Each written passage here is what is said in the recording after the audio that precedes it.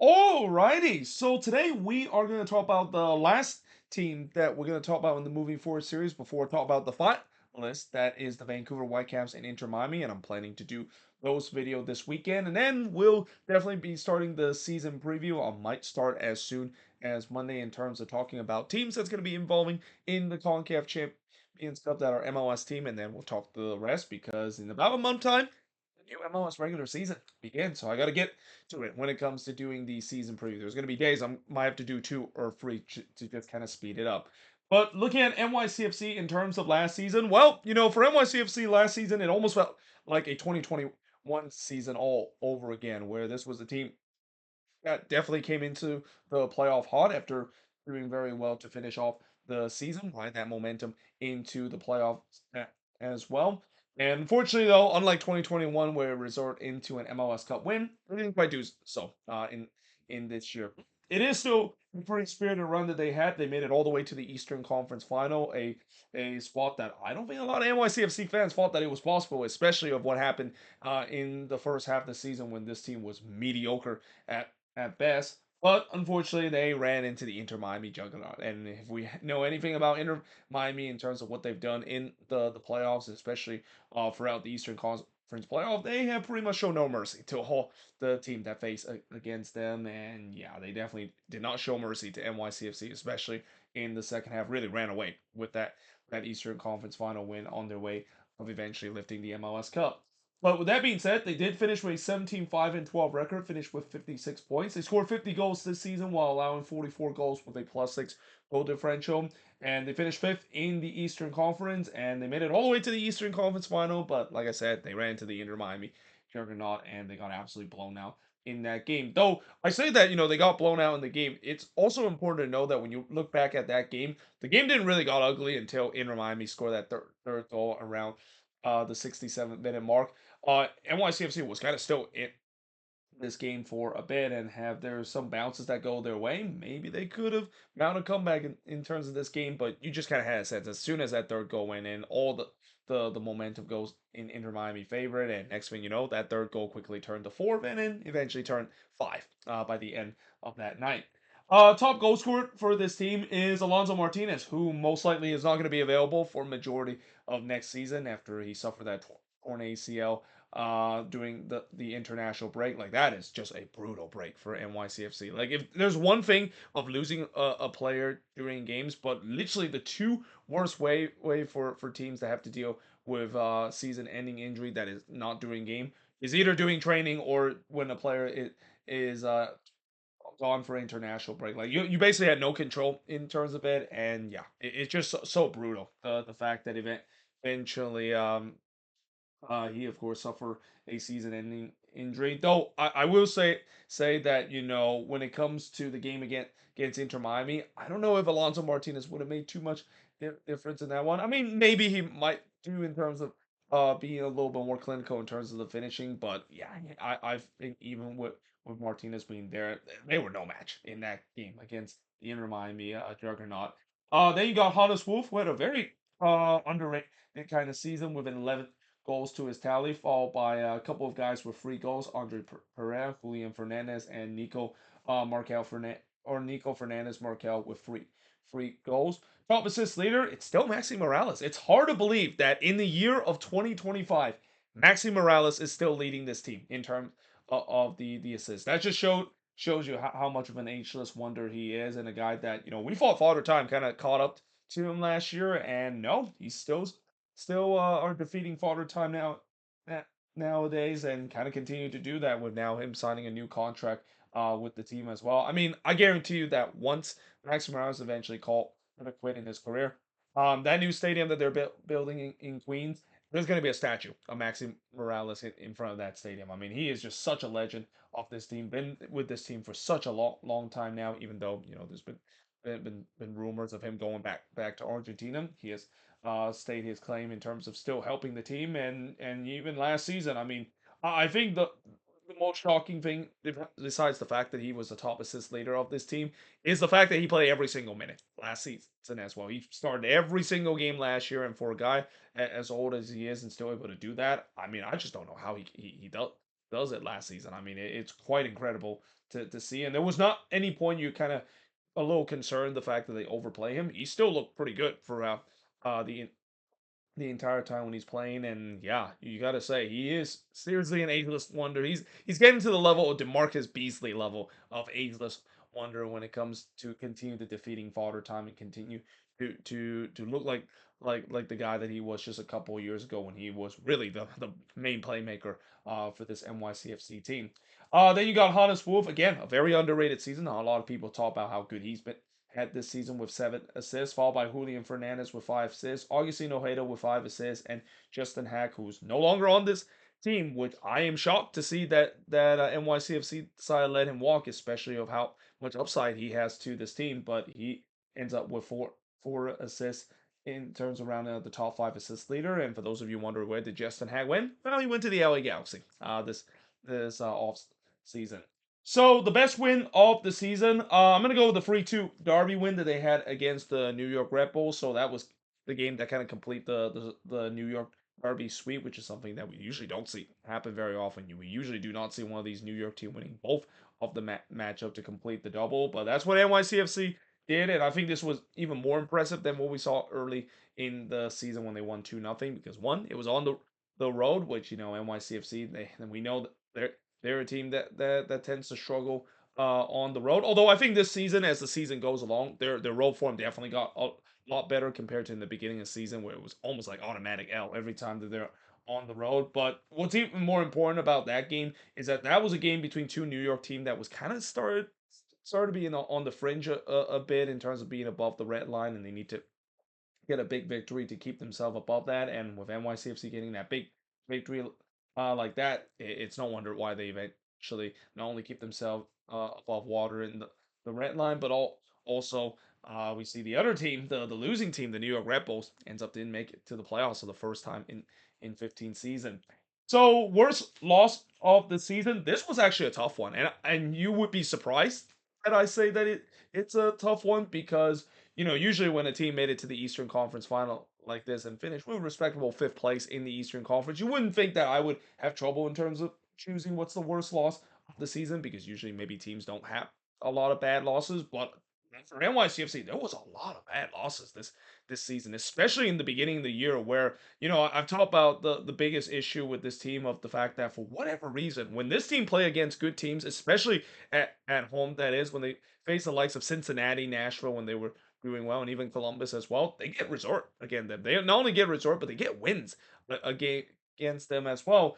Then when they face against some lowly opposition like DC United, Atlanta United, or in this case, as I eventually picked the worst loss of the season, the Houston Dynamo, they just don't win those games, and in many ways they lose those games as well. It's kind of bizarre to see how much they do so well against teams that are our playoff team, and they do so bad against teams that are kind of near the bottom of the Eastern Conference. So in the end, after all this decision in terms of some of these worst losses that they suffered this season, I'm gonna go with the 3-0 loss that they had at home against the Houston Dynamo. And what this one make the difference in terms of all the bad losses that NYCFC have suffered this season against bad team is the fact that this was a Houston Dynamo team that wasn't even playing their starters in this one. I mean, this was basically a reserve Houston Dynamo team, and keep in mind the Dynamo wasn't even doing that good to this point as well, and they don't really have a lot of depth in their team. So the fact that a raggedy tech Houston Dynamo team would go to NYCFC and able to put a free spot on them, and seeing one of their former number 9 Gabe Seago kind of had a field day against them, yeah, that was an ugly game. I mean, that was the game along with many of these games is kind of the reason why a lot of NYCFC fans kind of got fed up with Pascal Janssen early this season. I mean, these bad losses that they but for these games where they play against bad teams that they have no rights to lose, but they still find a way to lose them, it's kind of the reason why they were so mediocre in the beginning of the season. It feels like this team was a definition of one step forward and two step back. One step forward in terms of getting some big wins against teams that is supposed to be contender in the Eastern Conference, and then really two step back when they face against a lowly opposition. They just find a way to play down against them and lose in such a humiliating fashion, like what we saw that night when they lost 3-0 again against pretty much a B team that the Houston Dynamo was putting. Average attendance 21,853, which is good for 10th in the league. I can't wait to see how the average attendance is going to be when they do build that new stadium. It is pretty clear that the NYCFC does have a good fan base, even though I know some people might laugh at me saying that, especially when you look at the attendance at Yankee Stadium and how there's a lot of empty seats almost like there. Well, the reason why there's a lot of empty these seats and it felt very empty on most nights at Yankee Stadium is because that is a pretty big stadium, and it's a stadium that is not designed for soccer. I mean, we all know that that stadium is designed mostly for baseball. It's kind of embarrassing for a long time that NYCFC has been playing at that venue alongside with other venues that they've been playing. And this is also why it's if you're an NYCFC fan, you are so relieved the fact that heading into next season and maybe heading into that shortened 2027 sprint season might be the last season they have to deal with this and deal with the embarrassment of playing in a baseball stadium as well. It's been so overdue for them to finally build themselves a soccer specific stadium, and it just feels like it's a huge landmark moment for this club. There's a couple of years ago when they finally announced that they finally got the grant to build a soccer specific stadium right near where the Stadium is, and yeah, I think that's gonna definitely boost the attendance because again, this is a very strong fan base, but it could definitely be better if they were playing at a soccer specific stadium and not have to share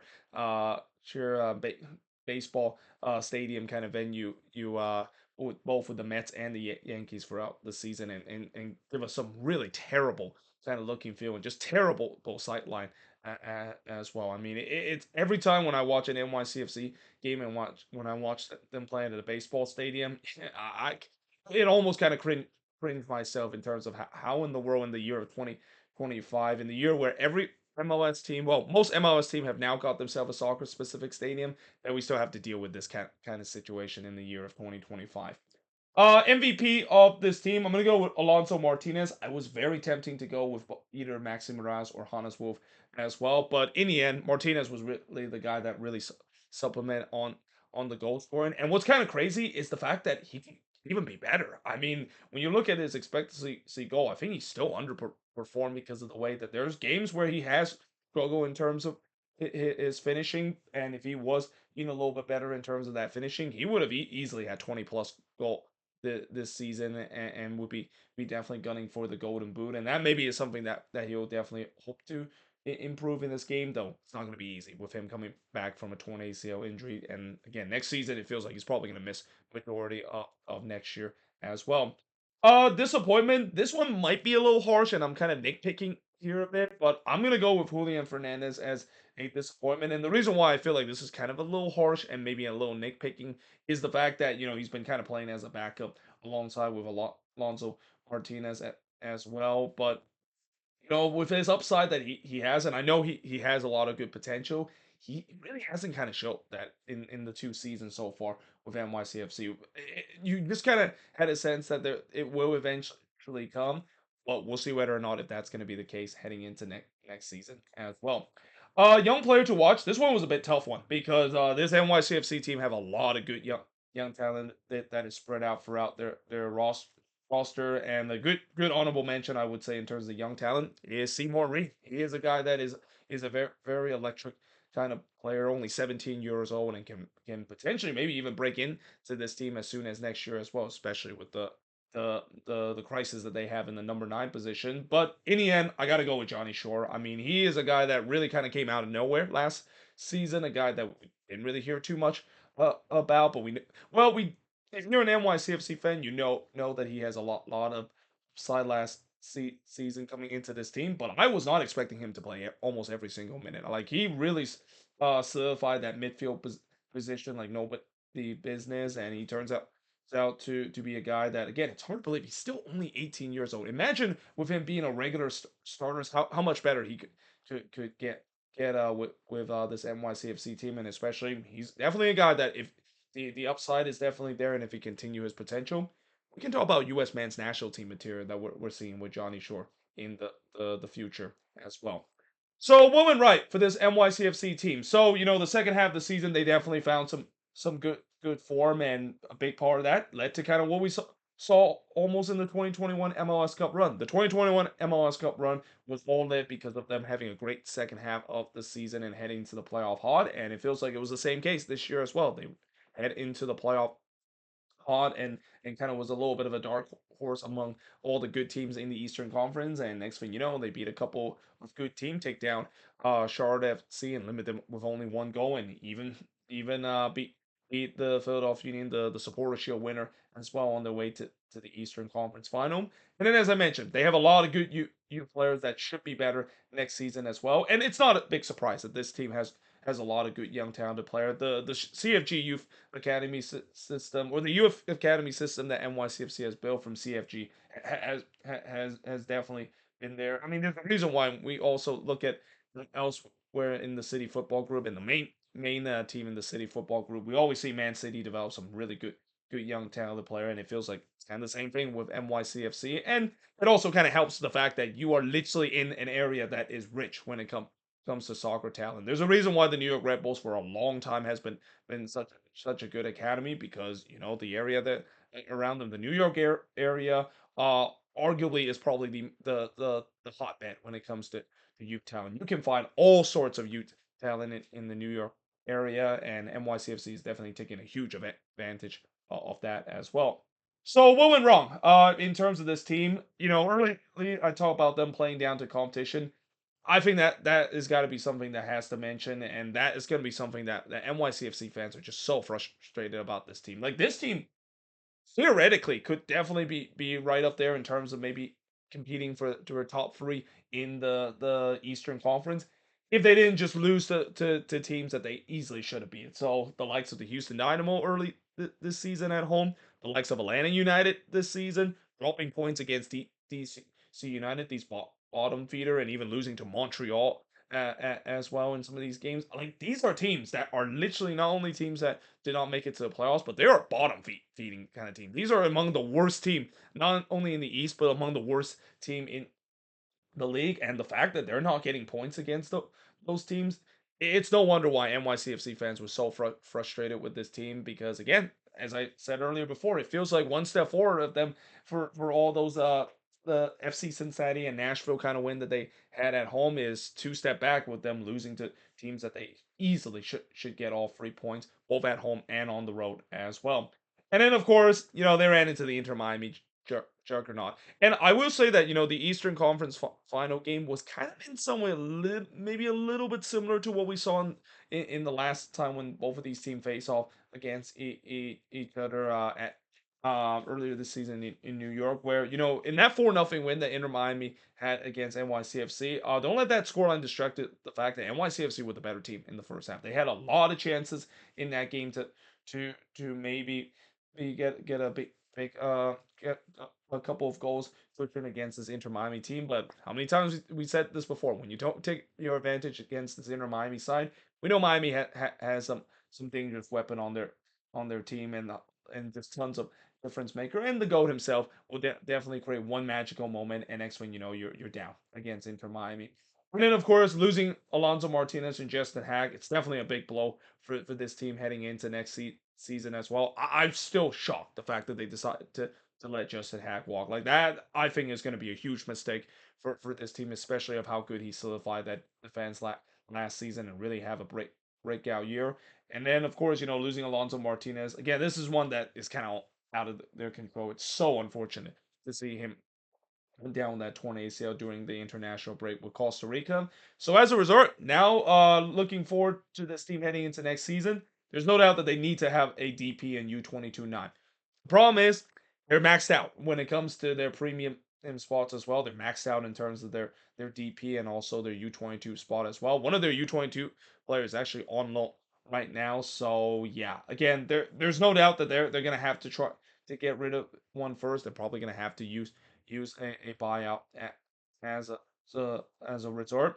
And then the other thing that, looking at this team right now, and it feels like this is a tradition for NYCFC for the last couple of years, they always start the season fifth when it comes to the roster. And this is kind of the thing that frustrates NYCFC fans, the fact that why in the world does this team wait until the summer to do the business? I mean, I get it. The summer is kind of the time when CFG can really look into their to their scouting network around Europe, and that's when all the big European transfer happen. And this is also maybe kind of a thing that might be good news for NYCFC once the schedule flip from fall to spring, where maybe when we see the calendar switch, it's going to be different. Where now they're going to be making more signing in the off season compared to them during in the middle of the season. But it is still very frustrated if you're an NYCFC fans to see how much lack of depth that this team once again has, especially in the midfield as well. They have really thin depth right now, a lot of question mark in the midfield as well. And then last but not least, the other thing that kind of frustrates NYCFC fans is the fact that, even though they know that this roster is kind of thin, it's been a relatively quiet offseason. They haven't really made a lot of signings or a lot of notable grade to their team. The only notable one is not even a signing that they got. It's actually a guy that just came back to this team. Remember Talis Magno? Remember how he was so electrified with this NYCFC team before it didn't really quite work out? Well, he's back. He's back with this team, and they're just really hoping that, not only he's going to probably be thrust into the starting 11 again, but hopefully he'll rediscover that good form that he had in his first stint with NYCFC, and especially with him not having the best time during his time with Corinthian in Brazil. We'll see whether or not if he can find his old form again. I mean, it's almost like a new signing, even though they had Talis Magno for a long time now, and I'm kind of surprised to see his name popped up again. Consider I thought they sold him off, or maybe Corinthian bought him outright recently, but it seems like that's not the case. And yeah, it is kind of strange to mention Talis Magno with this NYCFC team. It's just as strange as mentioned, seeing that Maxi Morales is the guy that is still carrying this team in terms of the playmaking department, even though the year is now 2026 right now. But either way, hope you guys enjoyed this video. If you do, make sure to like, smash the subscribe button. If you're an NYCFC fan, what do you think of this team? I mean, heading into this upcoming season, I know that on paper that you could say that this team could still be a good team again heading into next season and once again make it to the playoffs. But are they going to be considered to be a top contender in the East, especially with the incomplete roster that they sort of have and the lack of nine?